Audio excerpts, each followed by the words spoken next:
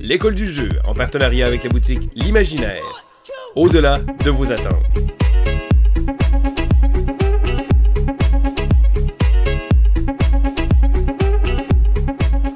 Bonjour et bienvenue à l'école du jeu, mon nom est Sylvain et on se retrouve pour un quoi de neuf. Donc le mois de juin est terminé et c'est le temps de faire la petite revue du mois, donc des jeux auxquels j'ai joué.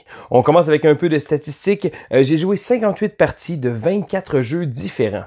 De ceux-là, il y en a 16 que c'était la première fois que j'y jouais. Et je vais commencer immédiatement mon petit topo avec une activité que j'ai faite avec ma fille. Donc ma fille a 7 ans, elle est en première année et je suis allé à son école pour faire une journée jeu de société. Bon, bien entendu, pour des raisons probablement évidentes, vous ne verrez pas des photos défilées de cette journée-là, mais on a joué à plusieurs petits jeux. Puis là, ben, sans tomber dans le détail de chacun de ces jeux-là, je vais quand même faire défiler quelques images des jeux que j'ai joués justement avec ma fille. C'est des petits jeux que j'ai trouvé très sympathiques, puis que j'ai trouvé qu'ils rajoutaient un petit élément éducatif aussi avec ça. Donc, dans la liste des jeux, il y a 2 jeux de la compagnie MG Games. Le jeu Chocoba, qui est un petit jeu de mathématiques où on va faire des additions, mais on va essayer de collectionner des petits animaux. Un petit jeu très sympathique, puis il y a aussi un beau volet éducatif. D'ailleurs, l'enseignante à ma fille l'a particulièrement apprécié, elle va probablement en faire l'acquisition pour l'utiliser dans sa classe l'année prochaine. Donc, c'est le fun parce qu'on réussit à toujours trouver des petits outils éducatifs pour les jeunes. Un autre jeu de la compagnie MG Games, qui est le jeu C'est mon fort, qui est un petit jeu de mémoire sympathique. Donc, il va falloir placer des chiffres, encore une fois, en ordre croissant. Donc, quand les enfants, là, ils commencent à apprendre un peu plus là, leur table de chiffres, donc savoir les chiffres en montant. Donc, ça reste un petit jeu très sympathique, un petit jeu de mémoire, donc très accessible pour les enfants. Sinon, dans la liste des jeux que j'avais apportés, bon, il y a Rhino Hero, qui est toujours un classique, un petit jeu de dextérité. Celui-là a toujours un gros buzz en classe. Je l'avais amené aussi l'an dernier pour faire une activité similaire, puis ça va être déjà un gros hit aussi. Un autre des jeux qui a été très populaire avec les jeunes est un jeu de dextérité qui s'appelle Suspens. Donc Suspens est un jeu où on va devoir placer des petites baguettes métalliques. Ils vont toujours tenir, puis il va falloir les placer, ça va créer des effets intéressants. Je dirais que c'est un jeu de dextérité, mais ça apprend aussi un peu sur la gravité en tant que telle. C'est certain que si le petit module est rendu comme ça, ben on va essayer d'en placer un ici pour essayer de balancer les choses. Donc, sans le savoir, il y a un petit côté éducatif aussi là-dessus. Bon, dans la liste aussi que j'avais joué, j'avais apporté le jeu Cardline Animaux, donc qui est un jeu où on doit devoir placer, bon, la série Cardline est une série, des jeux de cartes où on doit placer des choses en ordre, que ce soit des dates ou encore justement des événements, des choses qui ont été inventées, des choses comme ça. Cardline Animaux, eux, on va avoir 3 éléments, on va pouvoir choisir si on joue avec la longévité, le poids ou la taille de l'animal, et lorsqu'on va avoir des animaux, on va devoir les placer dans le bon ordre. Donc si jamais il y a 2 animaux, certains poids, il faut choisir si ça va être plus lourd ou moins lourd entre les deux. Ce qui est drôle avec ce jeu-là, c'est que malgré toutes les connaissances et le bagage qu'on apprend en tant qu'adulte, la longévité des animaux est pas quelque chose que je connais particulièrement. Donc c'est drôle parce que je dirais que les enfants souvent ont aussi bon guess que les adultes là-dessus. C'est certain, on y va avec le bon sens, mais c'est pas nécessairement des choses qu'on sait. Ça rend la chose très amusante. Puis aussi, il y a un petit volet éducatif très intéressant. Donc, ça fait le tour un peu des jeux que j'ai joués lors de la visite en première année. C'est certain que c'est une activité que j'apprécie particulièrement, ne serait-ce que pour partager ma passion avec des jeunes. Puis, quand ma fille va être en 2e année, l'année scolaire vient de terminer, mais c'est certain que je vais aller voir sa professeure pour essayer de lui proposer une activité similaire. Et c'est une activité que j'ai bien l'intention de répéter à chaque année. Il y a même des amis de ma fille qui ont dit qu'ils aimeraient ça être dans sa classe l'année prochaine quand je vais revenir. J'ai trouvé ça très flatteur, mais sinon, c'est une belle activité, très agréable. Et ma fille m'a beaucoup aidé à travers ça, donc ça a bien été. Elle avait des tables où elle enseignait des jeux et la réception des jeunes a été vraiment géniale. Puis ça, ben, ça n'a pas de prix. Sinon, dans le mois de juin, ça a été également le mois de mon anniversaire et ma femme m'a préparé une petite fête surprise. J'ai trouvé ça très agréable parce qu'on est allé finir la soirée à La Revanche, donc un pub ludique ici à Québec. J'ai trouvé ça très amusant parce que bon, c'est certain que je suis pas allé là avec l'intention de jouer à un paquet de nouveaux gros jeux, des choses comme ça. On était un groupe de joueurs, essayer de trouver des jeux qui sont accessibles pour le monde, mais ça reste que c'est rare que je vais sortir pour jouer dans ce genre de milieu-là. Donc, on en a profité pour sortir quelques petits jeux et dans ceux-là, il y en a quelques-uns qui sont démarqués plus que les autres. Il y en a un qui s'appelle Mot pour mot.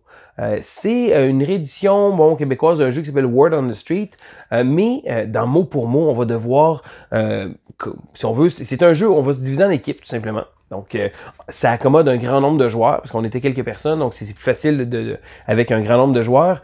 Et on va devoir trouver des mots. Donc, il y a des catégories, donc trouver un mot de quelque chose d'électronique. Donc, l'équipe va se consulter. Il y a un petit timer aussi avec ça.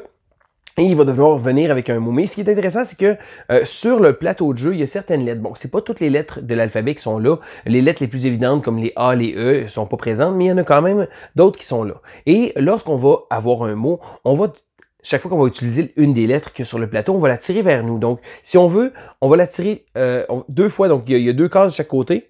Donc, lorsqu'on tire la lettre une fois, si on l'utilise une autre fois, on va la retirer vers nous autres. Et si on la retire une 3e fois, la lettre va nous appartenir. Les joueurs peuvent encore l'utiliser, mais le but, c'est d'être la première équipe à avoir 4 lettres. Mais ce qui est intéressant, c'est que c'est comme une espèce de souk à la corde, parce que on va tirer, donc exemple, j'utilise un mot qui a 2 C, je vais rapprocher le C de 2 espaces si on veut. Donc là, je suis à un C de le prendre, mais l'autre équipe va utiliser un mot avec un C, ils vont le rapatrier vers eux. Donc, on a une espèce de petit souk à la corde, on va se tirer les lettres comme ça.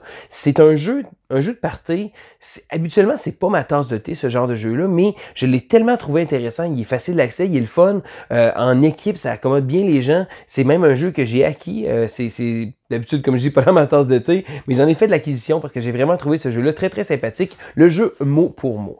Dans d'autres jeux qu'on a joué, on a joué à un jeu qui s'appelle Unusual Suspects. Pour ceux qui ne le savent pas, je vais être très franc. C'est, vous savez, le jeu Guess Who qu'on jouait, là, trouver qui suis-je, trouver des personnes. Est-ce que ton personnage a des lunettes? Non, on baissait les petites plaquettes comme ça et on devait trouver une personne. Eh bien, Unusual Suspect, ça se trouve être exactement un Guess Who, mais avec plein de préjugés.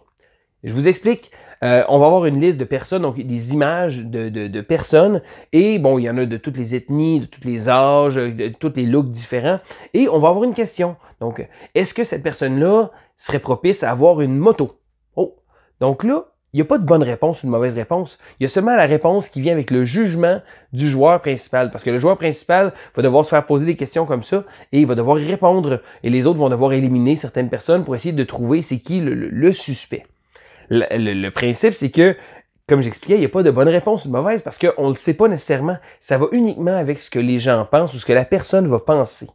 Donc, éventuellement, bon, on peut jouer avec les questions comme ça, mais on peut venir aussi avec nos petites questions personnelles. Donc, c'est un jeu qui est très politiquement incorrect.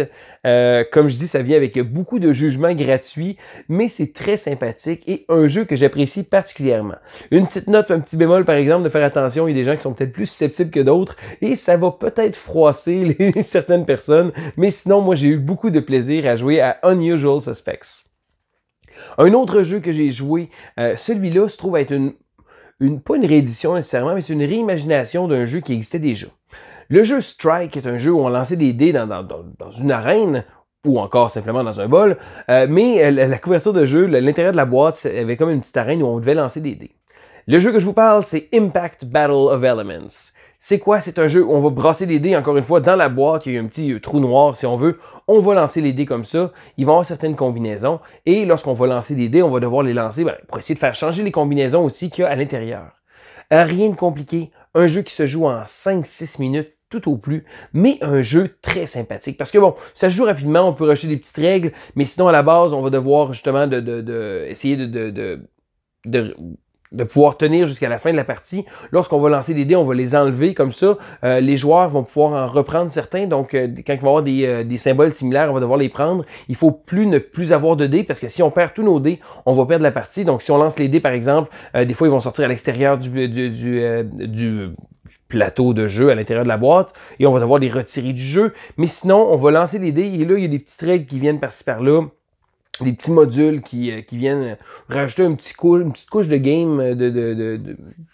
Ça reste un jeu très, très simpliste, très, très amusant. Un petit côté de dextérité parce que des fois, on va lancer les dés sur d'autres dés pour faire changer les faces. Mais au final, un jeu très rapide, très amusant. Et je pense bien me procurer une copie de jeu-là. C'est le genre des fois, là, quand on a envie d'un petit jeu relax, ça fait bien la job. Sinon, bon, comme autre jeu que j'ai joué, tout récemment, puis bientôt sur la chaîne, je vais d'ailleurs vous présenter ma présentation du jeu, c'est le jeu Proving Grounds.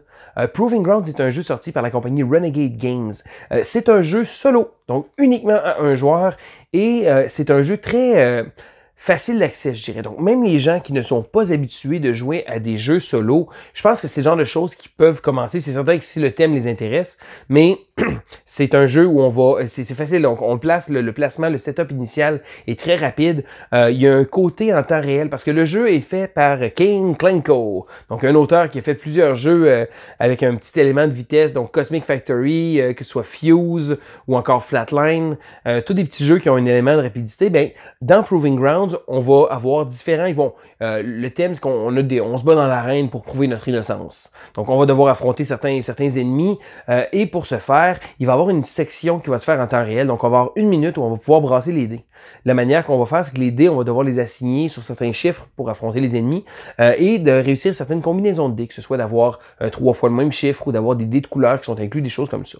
Mais le petit côté très intéressant, c'est que pendant cette minute-là, on peut brasser les dés autant de fois qu'on veut.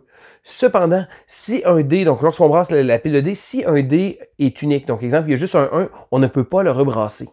Mais par exemple, mettons que j'ai 3-3, ben, je vais pouvoir les prendre, les rebrasser et ainsi de suite. Donc chaque fois qu'on regarde sur les dés qu'on a sur la table, on peut seulement rebrasser les dés qui sont de multiples dés. Et on doit toutes les rebrasser. Donc on va essayer de bien diviser nos dés de manière à affronter tous les adversaires et éviter d'avoir un dé unique parce qu'à la fin de la minute, s'il nous reste des dés qui sont uniques, ben c'est des ennemis qui vont nous attaquer. On va perdre des points de vie et on va essayer de devoir survivre pour affronter, battre 8 ennemis. Je n'ai pas encore gagné le jeu, j'ai joué 4 parties jusqu'à présent. Un bon petit jeu solo. Bon, c'est certain qu'il ne faut pas être allergique aux dés, mais je pense que c'est le genre de jeu qui peut plaire à un grand inventaire de joueurs, même des joueurs qui ne sont pas nécessairement des joueurs solo, parce que le jeu, justement, il est très facile de prise en main, je dirais. Donc, un bon petit jeu, Proving Grounds, et je vais bientôt vous présenter une vidéo sur la chaîne. On continue sur ma liste. J'ai joué à un jeu que j'avais hâte de jouer. Le jeu Heroes of Dominaria. Donc, Heroes of Dominaria, c'est quoi? C'est un jeu qui provient de l'univers de Magic the Gathering. Bon, pour ceux qui ne le savent pas, je suis un ancien joueur de Magic, mais j'ai toujours beaucoup aimé le lore, donc toute l'histoire autour, les personnages, que ce soit, si on veut, le thème en tant que tel, que le jeu nous a amené, le thème fantastique. Dans Heroes of Dominaria, on va devoir incarner un Planeswalker qui va devoir se promener et collecter des ressources. Donc le mana qu'on utilise, que ce soit les montagnes, les plaines, les îles, pour les gens qui jouent à Magic the Gathering, vous savez c'est quoi. Mais sinon, en gros, ce qu'on va faire, c'est qu'on va se promener pour ramasser du mana, pour pouvoir l'utiliser, pour pouvoir placer certaines pièces sur notre plateau de jeu. Parce qu'on a un plateau de jeu avec un paquet de petites pièces, bon, des monolithes, des ley lines qui appellent, ça ressemble à des petites routes si on veut, qu'on va devoir placer sur le plateau de jeu. Et plus on va les enlever, plus on va retirer des bénéfices. Donc, exemple, lorsqu'on enlève notre monolithe, on va voir sur la case, et si la case mentionne qu'on reçoit un certain nombre de ressources, des choses comme ça, on va les recevoir. Donc, on va devoir se déplacer, essayer de placer nos objets comme ça. Il y a un côté où on va devoir aller chercher des artefacts. Donc, encore une fois, on va aller chercher des artefacts dans un deck de cartes. Et ce qui est très amusant et très intéressant, c'est que il y a beaucoup de cartes qui utilisent le artwork original de Magic. Donc, des artefacts, que ce soit Mirari que j'ai eu dans une partie, c'est la même image que la carte. Donc, je dirais que le thème est très intéressant parce que les gens qui ont joué à Magic vont vraiment se reconnaître, vont trouver ça le fun d'avoir à gérer du mana, d'avoir à gérer à se promener, prendre un Planeswalker, avoir des cartes comme ça. On va devoir affronter des ennemis en tant que tels qui vont être sur le plateau de jeu, mais au final, souvent, c'est d'utiliser certaines ressources du mana qu'on va avoir pour pouvoir faire ces différentes choses-là. Donc, à la base, le thème me plaisait beaucoup. Le jeu, j'avais entendu dire qu'il était un peu limité, mais que ça servait souvent de tremplin. Bon, les gens qui jouent à Magic vont peut-être servir de ça comme tremplin pour aller vers le jeu de société moderne. J'ai joué ma partie, puis autant que j'aurais voulu aimer ce jeu-là, même en admettant ses flaws, donc en admettant ses failles, j'ai joué une partie et j'ai été déçu. Bon, le thème, en premier, le thème est vraiment la chose qui a sauvé ce jeu-là pour moi parce que vivre dans un jeu de Magic the Gathering, c'est vraiment différent puis c'est le fun. C'est comme l'espèce de tremplin vers deux choses et j'ai trouvé ça très intéressant pour ça. Mais mécaniquement parlant, le jeu est très fade. On a joué une partie et notre résultat final, le joueur qui a gagné a fini avec exactement la somme des points de moi et l'autre joueur. On a joué à 3 joueurs et je pense qu'on a fini quelque chose comme 52 points les deux et le premier joueur a fini à 104. Donc le gap, l'écart était tellement prononcé.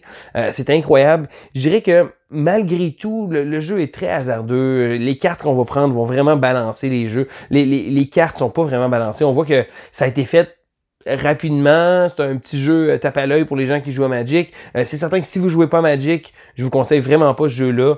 Si vous jouez à Magic, ben allez-y en sachant que ce sera pas le gros hit du siècle. J'ai quand même eu du plaisir, comme je dis, mais c'est vraiment pas un jeu que je peux recommander. J'ai trouvé l'expérience de jeu très fade et c'est vraiment pas un jeu que je vous conseille. On continue maintenant avec un petit jeu, celui-ci qui est présentement sur Kickstarter. Je vous invite d'ailleurs à aller voir la campagne Kickstarter pour le jeu Galaxy. Donc, si jamais vous avez suivi la campagne, vous avez vu mes dernières vidéos, j'ai fait une critique de ce jeu-là.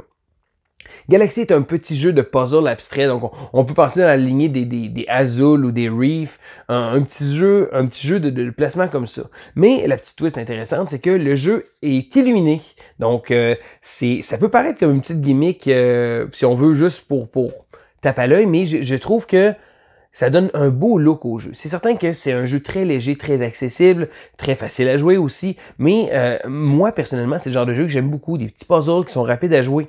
Donc, Galaxy, pour se démarquer, utilise les lumières sur les plateaux de jeu. Donc, là, vous voyez les images. En plus, c'est un prototype que j'ai eu pour pouvoir faire ma critique du jeu.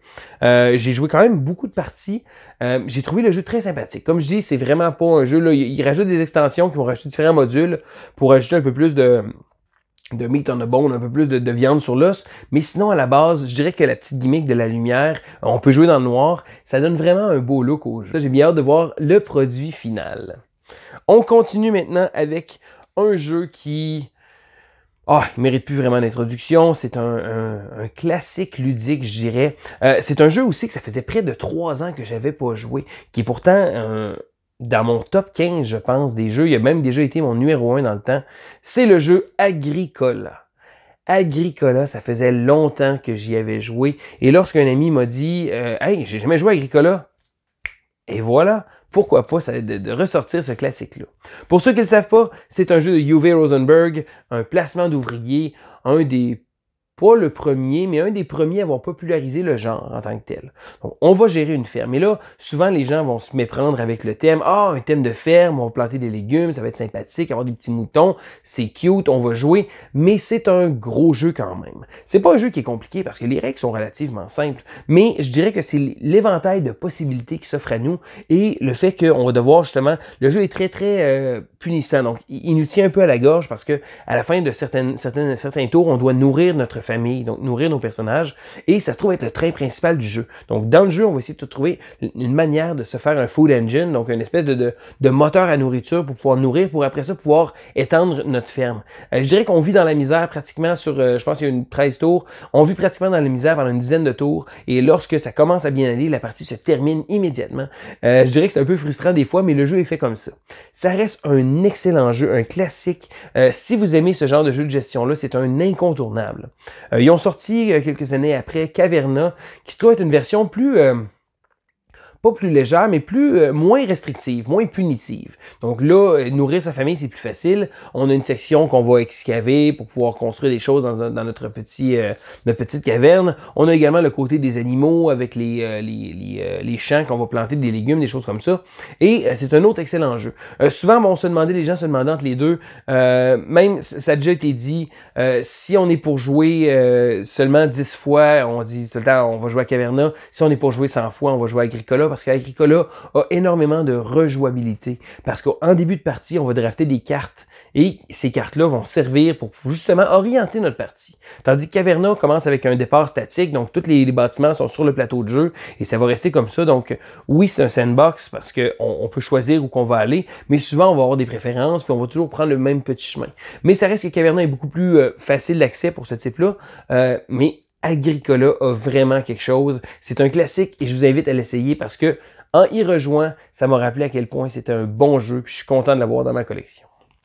On continue maintenant avec, cette fois-ci, c'était l'anniversaire de mon ami Marc-Olivier, donc on est descendu à Victoriaville où on a rencontré un paquet d'amis, de l'école du jeu. C'était vraiment le fun, Vincent était là entre autres et on a joué à beaucoup de jeux là-bas. Il y en a un de ceux-là qui est un jeu que ça faisait longtemps que je voulais jouer et je ne l'avais pas encore essayé. Le jeu Brass Birmingham. Donc, je possède la version Lancashire et Birmingham. Je n'avais pas encore essayé, bon, aucun des deux. Et je me suis dit que c'était une belle occasion pour pouvoir l'essayer. Donc, on s'est installé avec mon ami Kevin qui a déjà joué au jeu. Et quoi de mieux pour pouvoir jouer que de jouer avec Mr. Cuddington. Donc, Lina et David, les artistes qui ont d'ailleurs fait Brass. J'ai trouvé ça très, très amusant parce que, bon, c'est mes artistes favoris. J'ai d'ailleurs déjà fait une entrevue avec eux sur la chaîne. Et j'ai trouvé ça vraiment le fun de pouvoir jouer ma première partie de Brass avec eux et mon ami Kevin qui nous a justement montré le jeu.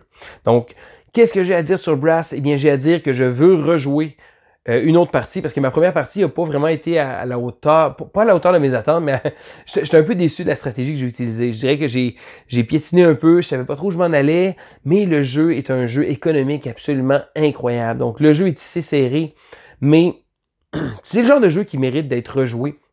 Puis je vais attendre avant de me prononcer sur tout mon avis sur ce jeu-là parce que ma première partie, bon, encore là, j'ai beaucoup apprécié ma première partie. J'ai vraiment hâte d'y rejouer. Mais comme je dis, des fois, je faisais un coup puis je me rendais compte un peu plus tard dans le tour, j'aurais dû faire autre chose. Fait que, beaucoup de fois dans la partie, je me suis dit, j'aurais dû faire autre chose. J'ai perdu lamentablement, mais ça l'a pas enrayé mon plaisir d'avoir joué à ce jeu-là. Un très bon jeu. Je vais probablement essayer aussi Lancashire.